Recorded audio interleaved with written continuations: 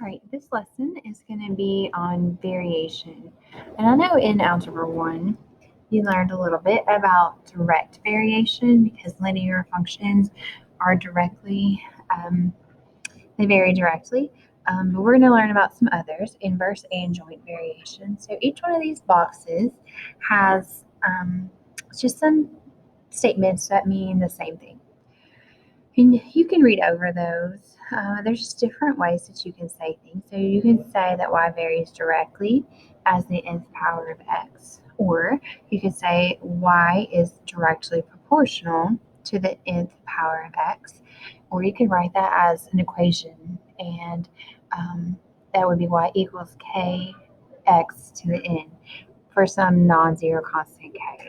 So as you look through these, all of your equations are going to have k.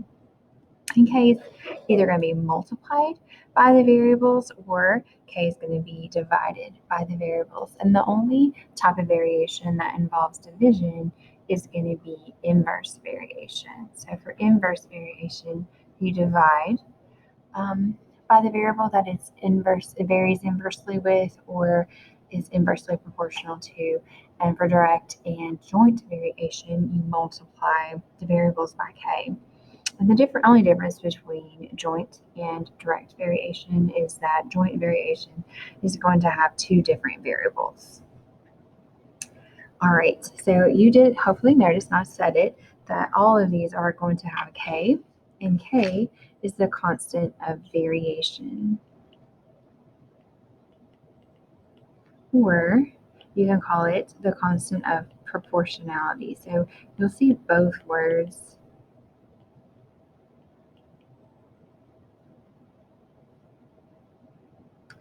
All right, so for number 1, we're going to find a mathematical model for each verbal statement. All right, so all of these start with A varies, Y varies, F varies, Z varies. So for A varies, you just automatically write A equals K. And then what comes after that depends on the type of variation. So this one, A varies directly as the square of R. So for direct variation, you multiply K by the variable. So in this case, you would multiply K by R squared. All right, for B, Y varies. So you just do Y equals K. And then this one varies inversely as the cube of x. So inverse variation is the one where you divide by the cube of x or divide by x cubed. All right, C, F varies. So we say F equals K. Directly as G, so that we're going to multiply K by G, and inversely as the square root of R. So we're going to divide by the square root of R.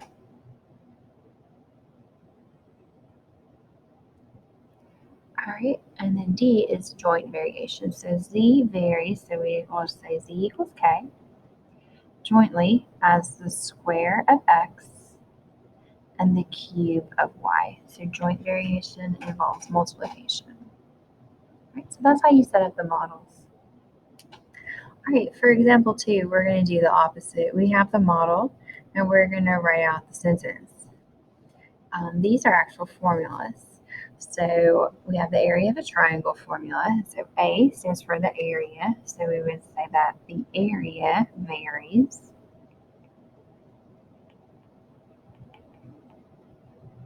And since we are multiplying, well, this 1/2 right here, that's our K.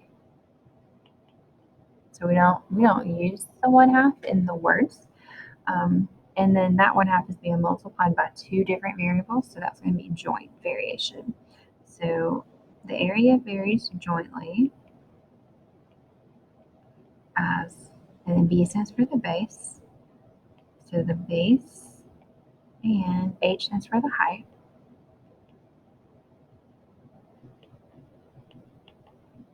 Of a triangle.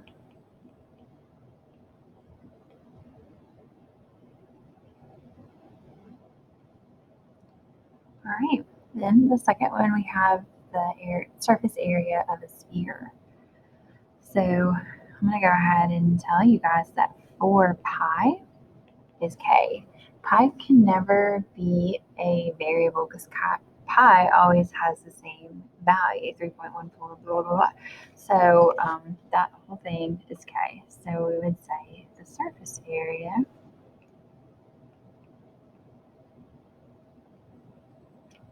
varies. And since we're just multiplying by one variable, it's going to be directly as, and then r stands for the radius. So we would say the radius squared. Oh, yeah, squared of a sphere.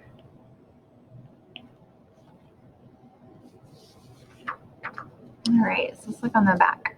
So on example 3, we're going to find a mathematical model that represents the statement, and then we're going to determine the constant of proportionality. So we're going to end up solving for k. So on A, it says A varies. So as soon as we see A varies, we're going to write A equals k, and then directly as r squared. So we will multiply that by r squared. All right, and then we should be given some values for our variables, so then we can plug them in and find what k is. So a is 9 pi, so we put 9 pi in for a. K is what we're solving for, and then we're going to put 3 in for r. Okay, so that's going to give you 9 pi equals 9k divided by 9. K is equal to pi. So that is our constant of proportionality. And so this equation ends up being A equals pi r squared. Do you guys know what that is the formula to find? That's the area of a circle.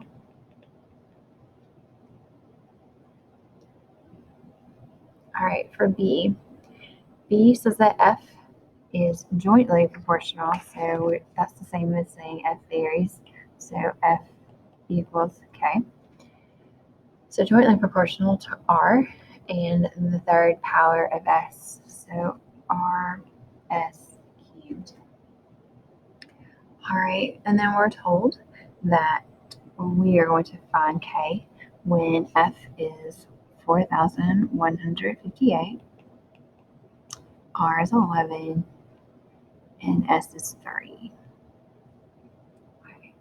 So we would take 4, bring that down, and then 11 times 27 is going to be 297. And then we'll divide by that 297, and we're going to get that K is 14. So to write our formula, it would be F equals 14 RS cubed. If that's a formula for anything, I don't really know what it is. F usually stands for force, but I'm not sure if it's something. And if it's one, I don't know what it is.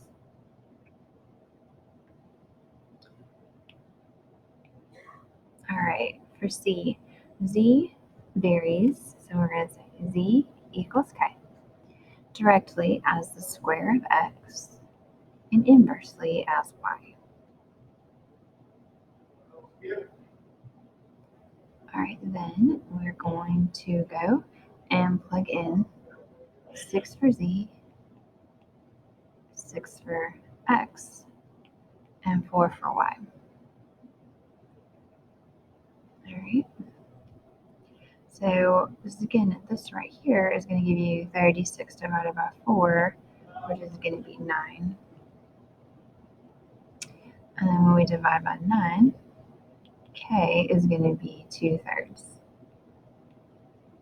All right, and this takes us to just being careful with fractions. It's never a good idea to have a fraction inside of a fraction. So what I would do, like we definitely have the x squared in the numerator and y in the denominator. But what we'll do is that 2 goes up there with the x, and then the 3 goes on the bottom with the y.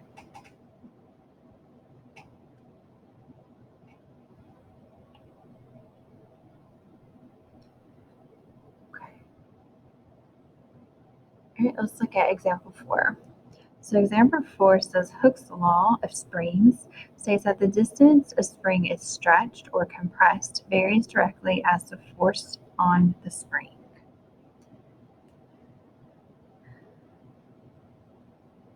All right, so then we know that a force of 220 newtons stretches a spring 0.2 meters. What force is required to stretch the spring 0.16 meters? All right, so for distance, I'm going to use the variable d.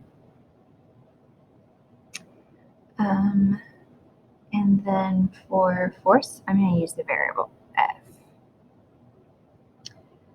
So it tells you the distance varies. So we would say D equals K directly as the force. So D equals KF. Okay. And then just like the last one, we're going to put some values in. So a force of 220, that's F, newtons, is going to stretch the spring a distance of 0.12. So I'll put those values in.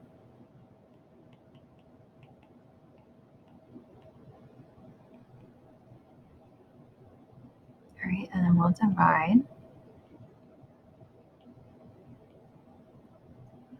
All right, now when you're working with these fractions, another thing that you don't want is a decimal in a fraction, and we don't want to round if we don't have to.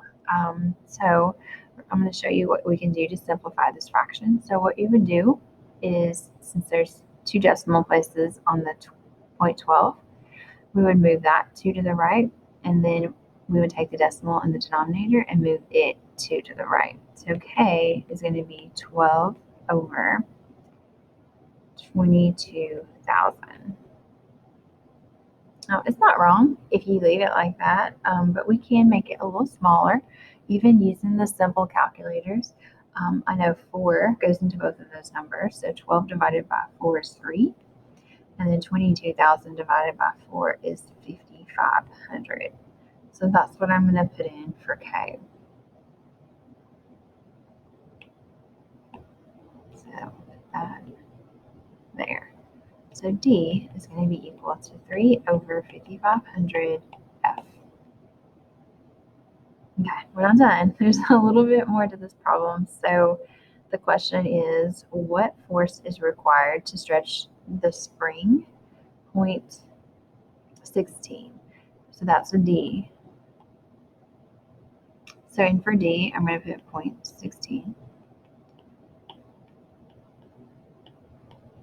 All right, now if you're doing this with a small calculator, you would probably at this point just want to multiply both sides by 5,500 to cancel out that denominator.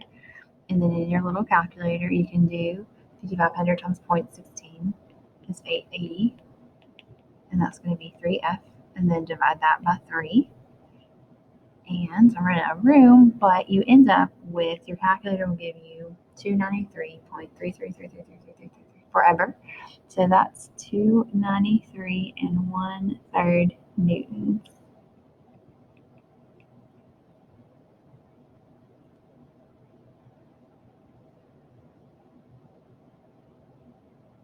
Okay. And we have another law. This one is a gas law. So a gas law states that the volume of an enclosed gas varies directly as the temperature and inversely as the pressure. Let's just go ahead and do that. So volume, we're going to use V, varies. So we're going to do V equals K.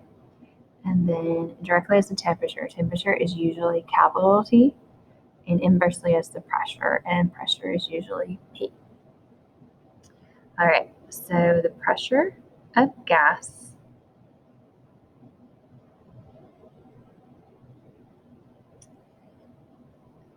is 0.19 kilograms per centimeter squared, so that's going to be a P, when the temperature, which is a T, is 360 Kelvin and the volume is 10,000 cubic centimeters. So let's go ahead and plug all those things in.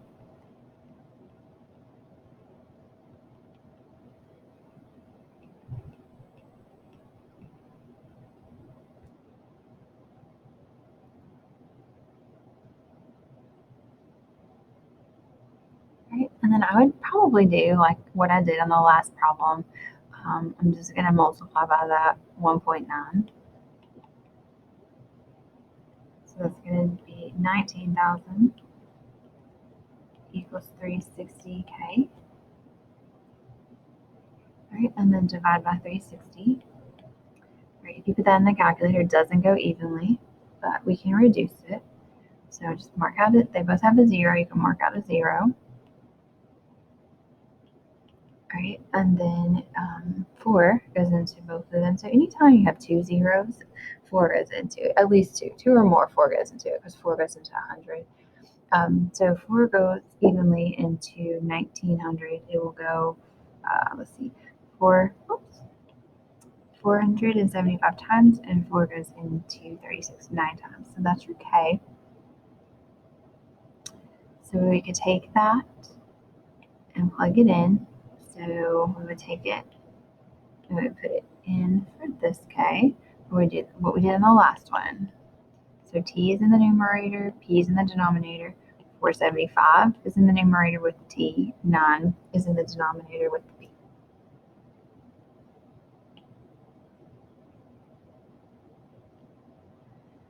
Okay, and we're going to use that one to find the pressure when the temperature is 400 Kelvin and the volume is 8,000 cubic centimeters. So I would put that in.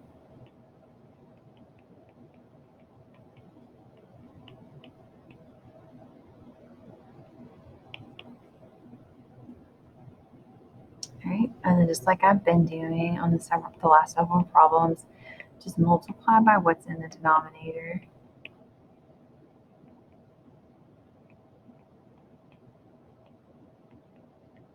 And then 400 times 475 is 190,000. All right, we're going to divide that by 72,000. And we can automatically bump off 3 zeros. All right, and then we'll just type this in the calculator. This is getting a little messy. So it's going to be approximately 2.639 kilograms per square centimeter. So when you go to do your units,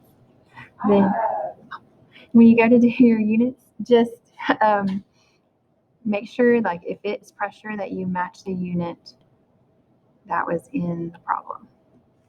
All right, so your assignment is page 102, 42 through 68E.